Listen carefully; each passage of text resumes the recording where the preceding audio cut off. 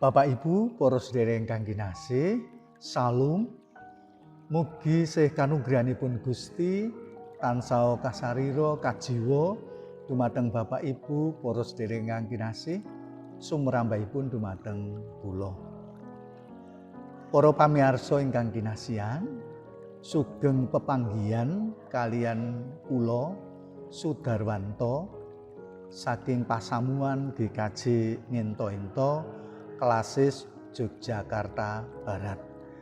Ing wekdal menika dinten Kemis 11 Desember 2020 kepareng kawula badhe ngaturaken menggah renungan sabda winedhar ingkang wonten ing wekdal menika dipun paringi ira-iraan bab pilihan ingkang kapendhetaken saking pangandikanipun Gusti ingkang kamot wonten ing Rut setunggal ayat 16a ingkang mekaten suraosipun.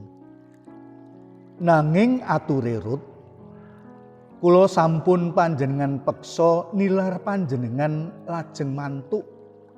Boten nderek panjenengan, awit datenga pundi kemawon puruk panjenengan kula inggih badhe nderekake. Mekaten pangandikanipun Gusti ingkang dados dasar wonten renungan ing wanci menika. Wonten tetembungan gesang punika pilihan ingkang tegesipun salamining tiyang gesang badhe tansah aben ajeng kaliyan pilihan-pilihan. Sedaya pilihan ingkang dipun tetepaken punika temtunipun bekta konsekuensi utawi perkawis ingkang tuwuh awit pilihan punika sae ingkang ngremenaken menapa dene ingkang mrehatosaken.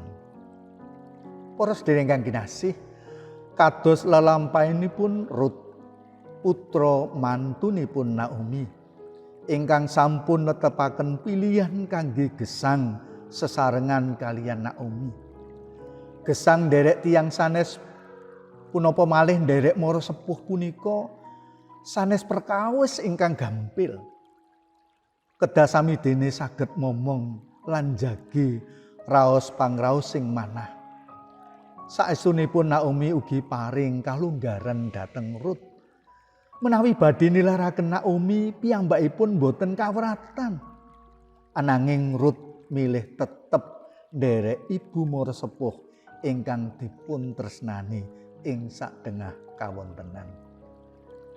Para pamirsa ingkang kinasihan dening Gusti, tentu kita ugi asring dipun aben ajengaken kalian pilihan-pilihan ingkang kedah dipun penggalih kanthi lebet awit nggadahi konsekuensi ingkang awrat. Tuladhanipun nalika badhe emah-emah sampun rumaos mantep dereng, sampun cekat dereng anggen kita cecawis kangge kabetahan punika lan sak piturutipun.